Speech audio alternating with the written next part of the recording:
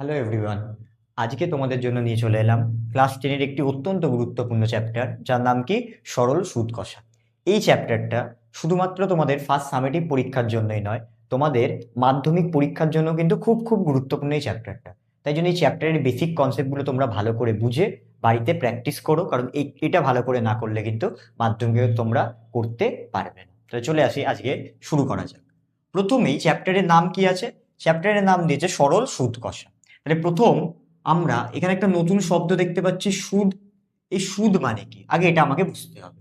সুদ জানার আগে আমি একটা কথা বলছি, সবাই মনোযোগ দিয়ে একটুখানি শুনি। ধরা যাক একটা লোক আছে, সে ব্যাংকে, আমরা কি করি, ব্যাংকে কিছু টাকা জমা রাখি। এই লোকটা ব্যাংকে 100 টাকা জমা রাখলো। কত টাকা জমা রাখলো? ব্যাংকে 100 টাকা জমা রাখলো। 1 বছর পরে যখন সে তুলতে গেল, ব্যাংক তাকে 100 টাকা ফেরত না দিয়ে কত টাকা দিল? ধরা যাক 106 টাকা দিল। কত টাকা দিল? 106 টাকা দিল। তাহলে সে ব্যাংকে রেখেছিল কত? 100 টাকা। পেল কত? 106 টাকা। তাহলে বেশি পেল। কত বেশি পেল? আমরা বিয়োগ করে বার করতে পারবো। 6 টাকা বেশি পেল। যে টাকাটা বেশি পেল বা অতিরিক্ত পেল, যে টাকাটা অতিরিক্ত পেল বা একেই আমরা বলতে পারি বেশি পেল, তাকে আমরা কি বলি? সুদ বলি। তাকেই আমরা কি বলবো? সুদ বলবো। মানে কি, 100 টাকা জমা রেখে 106 টাকা পেলো, তাহলে বেশি কত পেলো? 100 টাকা তো রেখেই ছিল, 6 টাকাও শুধু বেশি পেয়েছে। তাহলে 6 টাকাকে আমরা কি বলবো? সুদ। সবাই জানো সুদের ইংলিশ কি? ইন্টারেস্ট। তাহলে এই 100 টাকাটাকে কি বলবো? যে টাকাটা ব্যাংকে জমা রাখা হয় তাকে বলা হয় আসল বা মূলধন। যে টাকাটা জমা রাখা হয় তাকে কি বলা হয়? আসল বা মূলধন। তাহলে 100 টাকাটা কি হলো? আসল। 6 টাকাটা কি হলো? সুদ। তাহলে এই 106 টাকাটা কি হবে? 106 টাকার মধ্যে কি কি ঢুকে আছে? 106 টাকার মধ্যে 100 টাকা ঢুকে আছে, প্লাস 6 টাকা ঢুকে আছে, হ্যাঁ কি না? 106 টাকাকে যদি আমরা ভাঙি, তাহলে 106 টাকার মধ্যে কি কি পাবো? 100 + 6 লিখতে পারি। 100 আমার কি ছিল? আসল। আর 6 টাকা আমার কি ছিল? সুদ। তার মানে বুঝলাম এই 106 টাকার মধ্যে আসলও ঢুকে আছে আর সুদও ঢুকে আছে। তাই জন্য এটাকে কি বলা হয়? এটাকে বলা হয় সুদ আসল। এটাকে কি বলা হয়? সুদ আসল। কি বললাম, বোঝা গেল? যে টাকাটা আমরা জমা রাখবো বা ধার দেব, শুধু জমা রাখা না, যে টাকাটা ধার দেওয়া হয় কাউকে বা জমা রাখা হয়, কোথায়? ব্যাংকে হোক, পোস্ট অফিসে হোক, তাকে আমরা কি বলবো? তাকে আমরা আসল বলবো বা মূলধন বলতে পারি। এই যে আসল আমি ব্যাংকে জমা রেখে বা ধার দিয়ে যে বেশি টাকাটা পাই, যে অতিরিক্ত টাকাটা পাই, তাকে আমরা কি বলি? অতিরিক্ত টাকা। তাকে আমরা কি বলবো? সুদ বলবো। আর সুদ আর আসল যোগ করলে আমরা কি পাবো? সুদ আসল পাবো। তাহলে আমি যদি এটাকে মুছে আরেকবার লিখি, তাহলে তোমাদের বিশেষ করে তোমরা ভালো করে বুঝতে পারবে। তাহলে আমি আরেকটা এক্সাম্পল নিচ্ছি। কেউ 1000 টাকা ব্যাংকে জমা রেখেছিল। 1000 টাকা কি করলো? ব্যাংকে জমা রাখলো। 1000 টাকা জমা রাখার ফলে কত পেল? ধরা যাক 1050 টাকা ফেরত পেল। কত টাকা ফেরত পেল? 1050 টাকা ফেরত পেল। তাহলে কত টাকা ব্যাংকে জমা রেখেছিল? 1000। এই টাকাটাকে আমরা কি বলবো? আসল। কত বেশি পেল? 1000 রেখেছিল, পেল 1050। তাহলে কত বেশি পেল? বিয়োগ করে নেব। তাহলে কত পেলাম? 50 টাকা। কত পেলাম? 50 টাকা। যে টাকাটা বেশি পাবো তাকেই আমরা কি বলবো? সুদ বলবো। আর এই 1050 টাকাটাকে কি বলবো আমরা? সুদ আসল বলবো। কি বলবো? সুদ আসল। কেন? এই 1050 টাকার মধ্যে 1000 টাকা কি ঢুকে আছে? আসল। আর 50 টাকা কি ঢুকে আছে? সুদ। তাহলে বোঝাতে পারলাম। এবার এই সুদ আসলেরই অনেক সময় অঙ্কে এই সুদ আসলের অনেক কটা নাম দেয়। কি কি নাম দেয় আমরা জেনে নিই। সুদ আসলকে বলা হয় স্ববৃদ্ধিমূল, কারণ টাকাটা বাড়ছে, তাই জন্য এর নাম কি হয়? স্ববৃদ্ধিমূল। অঙ্কতে দেখবে তোমরা এই ওয়ার্ডটা পাবে। তার মানে স্ববৃদ্ধিমূল মানেই কি? সুদ আসল। সুদ আসল কি করে পাবো?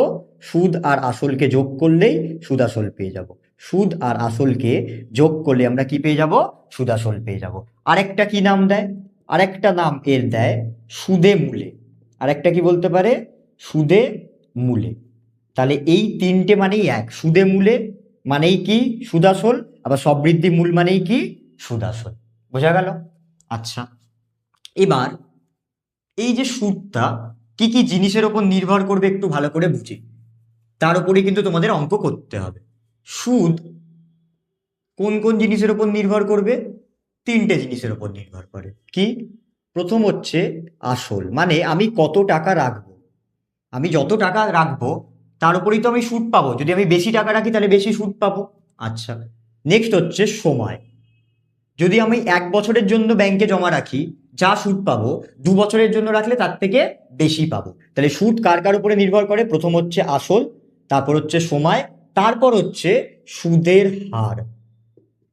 কিসের উপর নির্ভর করে? সুদের হার। এই সুদের হার মানে কি? যদি ব্যাংক বলে যে আমি ব্যাংকে 100 টাকা জমা রেখেছিলাম, ব্যাংক বললো আমি বছরে কত পার্সেন্ট সুদ দেবো? 10% সুদ দেবো। বছরে কত পার্সেন্ট সুদ দেবে? 10%। তাহলে সুদের অ্যামাউন্টটা কি করে বেরোবে? 110% করে দেবো, কত বেরোবে? 10 টাকা। কি বললাম বোঝা গেল? আমি অন্য আরেকটা এক্সাম্পল নিচ্ছি। যদি আমরা 500 টাকা জমা দিই ব্যাংকে, ব্যাংক আমাকে বললো ব্যাংক কত পার্সেন্ট সুদ দেবে? 10% সুদ দেবে। কত পার্সেন্ট সুদ দেবে? 10% সুদ দেবে। কিন্তু সুদের অ্যামাউন্টটা কত, টাকাটা কত? তাহলে আমরা সুদ কি করে বার করব? আসল ছিল 500, তার উপরে কত করব? 10%। তাহলে অ্যামাউন্ট কত চলে আসবে? 50 টাকা। এটা আমার কি বেরোবে? সুদ। এবার ব্যাংক যদি 10% না দিয়ে আমাকে যদি 20% দিত, ব্যাংক যদি সুদের হারটা 10% না দিয়ে 20% দিত, তাহলে বাড়িয়ে দিলে সুদও কি হবে? বাড়বে। কি করে? সুদ আমরা কত পাবো তাহলে? 20% মানে 20/100, তখন আমরা কত পেয়ে যাব? 100 টাকা। তখন আমরা কত পেয়ে যাব? 100 টাকা। কি বললাম বোঝা গেল? তাহলে সুদ কোন কোন জিনিসের উপর নির্ভর করে? আসল, সময় আর সুদের হার। সুদের হার জিনিসটা কি? যে একটা ব্যাংক বছরে কত পার্সেন্ট সুদ দেবে বলে। সুদের হার সবসময় কিসে বেরোবে?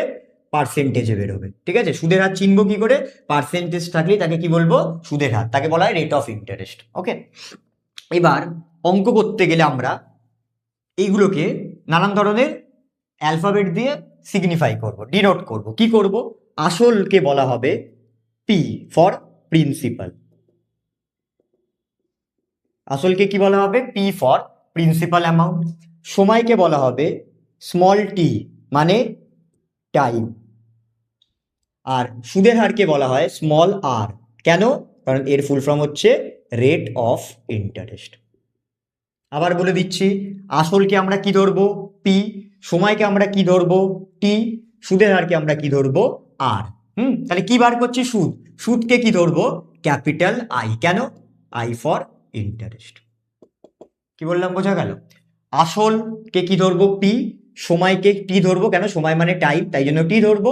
আর সুদের হারকে, সুদের হারের ইংলিশ রেট অফ ইন্টারেস্ট, তাই জন্য কি ধরবো? আর। এটা সবসময় কি হবে?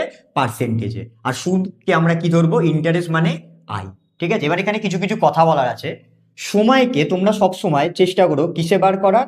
বছরে বার করার। সময়কে কি চেষ্টা করো? সবসময় বছরে বার করার। আর এই যে সুদের হারটা দেবে, এটাকে দেখে নিও যে বার্ষিক শতকরা সুদের হার বলে দিচ্ছে কিনা। কি বললাম? বার্ষিক শতকরা। বার্ষিক মানে পুরো বছরের, শতকরা মানে জানি আমরা পার্সেন্টেজ, সুদের হার একটু আগে বলেছি। ঠিক আছে? আচ্ছা, এবার এই সময়টাকে নিয়ে একটুখানি আমি কটা জিনিস একটু বলি। ঠিক আছে? তারপর আমি সুদ বার করার ফর্মুলাও দেখাচ্ছি। সময় কেন আমি বললাম বছরে? অনেক সময় এরকম দিয়ে দেয় যে 6 মাস। সময় আমাকে কত দিল? 6 মাস। আমি কোথায় নিয়ে যাব? আমরা কিন্তু টিটাকে সবসময় কিসে রাখার চেষ্টা করব? বছরে। তাহলে 6 মাস মানে কত বছর? মনে রাখবো, মাস থেকে যখনই বছর ক্যালকুলেট করব, এখানে আমরা মাস থেকে কি করছি? বছর ক্যালকুলেট করছি। ক মাসে বছর? 12 মাসে। তাহলে মাস থেকে বছর করলে আমরা কি করব? ভাগ করব 12 দিয়ে। কি করব? ভাগ করব 12 দিয়ে। তাহলে 6 মাস মানে কত বছর? 6/12। তাহলে আমরা যদি কাটি, উত্তর কত পাবো? 1-2 বছর। কি বললাম বোঝা গেল? মাস থেকে বছরে যেতে হলে কি করব? 12 দিয়ে ভাগ করব। তাহলে যদি এইটাই আর একটা অঙ্ক দেখাচ্ছি, যদি এরকম দিয়ে দিত 1 বছর 6 মাস, যদি এরকম দিত, তখন আমরা কি করব? তখন আমরা 1 বছর মানে কত মাস? 12 মাস। এখানে আরো কত মাস আছে? 6 মাস। তাহলে টোটাল কত হয়ে যাবে? 18 মাস। এবার 18 মাসকে বছরে নিয়ে যাব কি করে? মাস থেকে বছরে যেতে গেলে 18কে কত দিয়ে ভাগ করব? 12 দিয়ে ভাগ করব। তাহলে কত হবে? 3/2 বছর। কত হলো? 3/2 বছর। তোমরা কিন্তু সময়টা সবসময় বছরে ক্যালকুলেট করে নিলে তোমাদের কোনো প্রবলেম হবে না। ঠিক আছে? এবার যদি দিন দেয়, যদি দিন দিল, বলল যে 73 দিন, তাহলে দিন থেকে বছরে যাব কি করে? দিন থেকে বছরে যেতে গেলে আমাকে কত দিয়ে ভাগ করতে হবে? কত দিনে 1 বছর হয়? 365। তাহলে কত দিয়ে ভাগ করতে হবে? 365 দিয়ে। তার মানে 73 দিন মানে 73/365। কাটলে কত হবে? 1/5 বছর। কি বললাম বোঝা গেল? এইগুলো কিন্তু একটুখানি তোমরা ভালো করে দেখে নিও, তাহলে যখন তোমরা অঙ্ক করবে তোমাদের কোনো অসুবিধা হবে না। আচ্ছা, এবার আমরা চলে আসি যে সুদ বার করার ফর্মুলাটা কি ছিল। আমরা বলেছি সুদকে আমরা কি দিয়ে লিখি? সুদকে আমরা আই দিয়ে ডিনোট করি। সুদের ফর্মুলা কি? P/100। এখানে পি মানে কি আমি আবার বলে দিচ্ছি। পি মানে হচ্ছে আসল বা মূলধন। আসলকে কিভাবে ডিফাইন করব? যে টাকাটা ব্যাংকে জমা রাখা হয় বা ধার দেওয়া হতে পারে বা ধার নেওয়া হতে পারে। হয়তো আমি কারোর থেকে ধার নিলাম, সেটা আসল, কাউকে ধার দিলাম, সেটাও আসল। তাহলে ধার দেওয়া হতে পারে, অনেক ক্ষেত্রে ঋণ নেওয়া হতে পারে। তোমরা কিন্তু ভালো করে একটুখানি পড়ে নিও। আর মানে কি ছিল? আর মানে ছিল বার্ষিক শতকরা সুদের হার। এটা সব সময় কিসে দিয়ে দেবে বলেছিলাম? পার্সেন্টেজে কিন্তু দিয়ে দেবে। আর টি মানে তো সোজা, টি মানে কি? সময়। আমরা সময়টাকে কিসে ধরবো? সব সময় বছরে ধরারই চেষ্টা করব। ঠিক আছে? তাহলে এটা হচ্ছে সুদের ফর্মুলা। এই ফর্মুলা দিয়ে তোমরা কিন্তু পুরো চ্যাপ্টারের অঙ্কগুলো করতে পারবে। আচ্ছা, এখানে আর দুটো জিনিস একটুখানি বলি, যেটা খুব খুব অনেকের গোলায় এবং এমসিকিউতে বা 1 নম্বরের কোশ্চেনে কিন্তু দিয়ে দেয়। সেটা কি? আমি আগে এক্সাম্পল দিচ্ছি, তারপর আমি বলছি। সাপোজ এ একটা লোক আছে, এর নাম দিলাম এ, এর নাম দিলাম বি। এ কি করলো? বি কে টাকা ধার দিল। খুব ভালো করে বুঝবো, হ্যাঁ, তাহলে আর গোলাবে না। এ কি করলো? বি কে টাকা ধার দিল। তাহলে একটা কথা বুঝি, এ যদি টাকা ধার দেয়, বি টাকা নিচ্ছে, তাহলে বি এর অবস্থা ভালো না খারাপ? যার টাকার দরকার হচ্ছে তার অবস্থা খারাপ, তাহলে তাকে আমরা কি বলবো? অধম। যেমন আমরা বলি না খারাপকে অধম, তার সাথে কি যোগ করে দেবো? নয় রেফ। তাহলে তাকে আমরা কি বলবো? অধমর্ণ।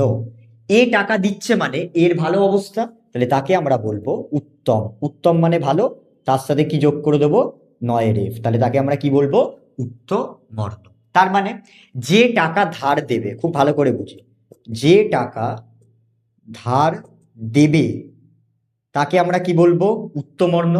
আর যে ব্যক্তি টাকা ধার করবে বা টাকা ধার নেবে তাকে আমরা কি বলবো? অধমর্ণ। কেন? যে টাকা ধার দিচ্ছে তার অবস্থা কি? ভালো। আর ভালো মানে কি বলেছি মনে রাখতে? উত্তম।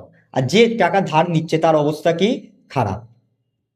এইভাবে মনে রাখলে একদম গোলাবে না।